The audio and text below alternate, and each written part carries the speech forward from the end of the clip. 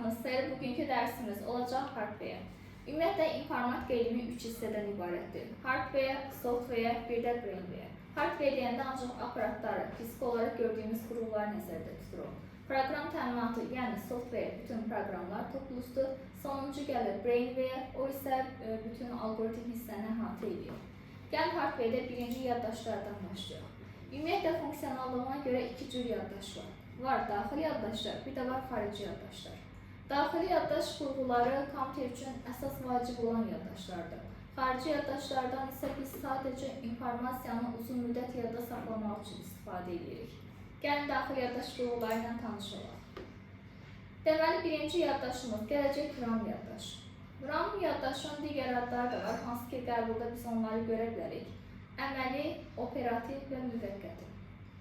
RAM yaddaş biz kompüterdə proqramları emal etdikcə arxa fonda verilənləri yadda saxlayır. Tutalım ki, elə PowerPoint-də bir təqdimat hazırlayırsınız və sizin oradakı verilənlərinizi yadda saxlayan yaddaş qurğusu RAM yaddaşdır. Bilirsiniz, elə biz kompüter almağa gedəndə həmişə birinci soruşduğumuz parametr ilə RAM-ın neçə olmasıdır. Yadda saxlayın, əgər RAM yaddaşı nə qədər çox olarsa, kompüter bir o qədər çevik və sürətli işləyər. RAM yaddaş ana platanın üstündə DDR slotuna taxılır. Gəlin göstərim şəklini. Baxın, bu şəkildə gördüyünüz ana platadır. Burada mavi olan hissə RAM-ın taxıldığı slotlardır və DDR slot adlanır. Və RAM yaddaş enerjidən asılı olan yaddaşdır. Çünki bəzən biz qəbulda görürük, deyir ki, məsələn, enerjidən asılı olan yaddaşları seçin və yaxud da əksi. İkinci gələcək bizdə ROM yaddaş. ROM yaddaş read-only memory, yalnız oxu rejimində olan yaddaşdır. Və ROM yaddaş özündə BIOS proqramlar toplusunu saxlayır. BIOS nədir? Giriş çıxış üzrə baza sistemidir. BIOS-un əsas funksiyası ondan ibarətdir ki, baxın, kompüter açılan zaman əməliyyat sistemini RAM-a yükləmək üçündür. Və ROM yaddaşın içərisində yerləşir. BIOS-un özünə də iki proqram daxildir. Birincisi POST, ikincisi də boot. POST demək diaqnostika eləyir, boot isə artıq əməliyyat sisteminin yüklənməsini təmin edir və beləliklə artıq istifadəçi kompüterində əməliyyat sisteminin açıldığını görə bilir.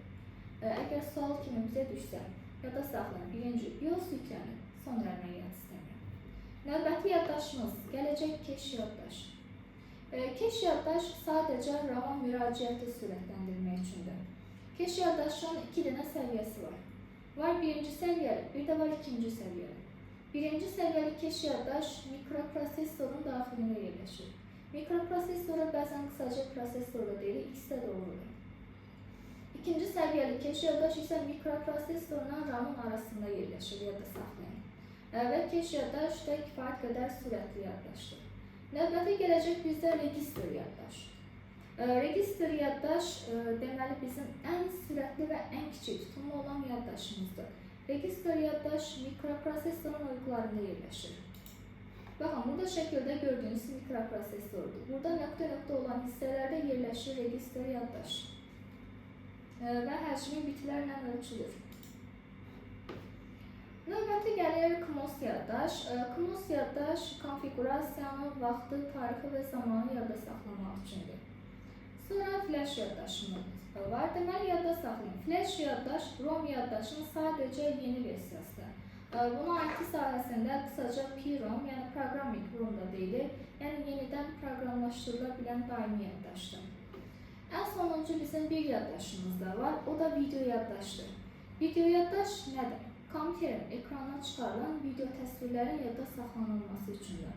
Buna bəzən VRAM da deyirlər, yəni video RAM yaddaş bu şəkildə. Çox tələbə nəyə qarşılıq salır? Video yaddaşla video kartı. Baxın, yaddaş video kartın içərisində yerləşir. Video kart sadəcə görüntülü monitora ötürmək üçün olan qurğudur. Video yaddaş isə həmin ötürülən görüntüləri yadda saxlamaq üçün olan bir daxili yaddaş qurğusudur. Gəlin biz xarici yaddaşlardan danışaq. Xarici yaddaşlar informasiyanı uzun müddət özündə yadda saxlamaq üçündür və bilir ki, biz xarici yaddaşdan daha böyük həcmli datalarımızı yadda saxlamaq üçün istifadə edirik. Qısa sizə bir trik deyim. Baxın, içərisində əgər D hərfini gördünüzsə, bu həmişə olacaq xarici yaddaş qurğusu. Çünki oradakı D hərfi disk sözünün baş hərfi hesab olunur. Ən kiçik həcmli xarici yaddaşımız FTD yaddaşdır. İngilis dilində floppy disk drive. Buna disket də deyirlər, elastik yaddaş da deyirlər. Hətta bəzən floppy yaddaş da deyirlər. Tutumu cəmi 1,44 megabayta bərabərdir. Təsəvvür edin, adi biz kiməsə bir şəkil göndərəndə özü 5-6 megabayt yaddaşda yer tutur. Yəni floppy yaddaşın artıq günümüzdə istifadə olunur. Hard disk də var, SSD də var. Günümüzün ən məşhur xarici yaddaş qurullardır. Həcmləri kifayət qədər böyükdür və SSD hard diskdən daha sürətli və daha böyük həcmə malik olur. Yadda saxlayın, harada CD, DVD-lər görsəz, bunlar xarici yaddaş qurullardır.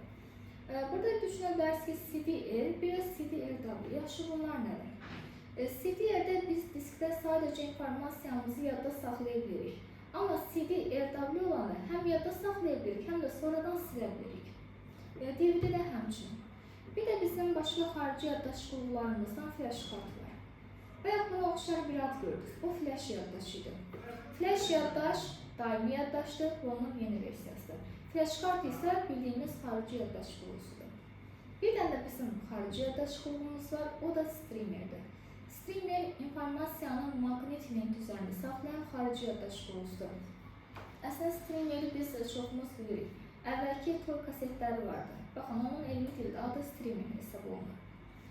Yaddaşlar haqqında belə, inşallah növbəti videomuzda hardware'nin davamını da keçərik.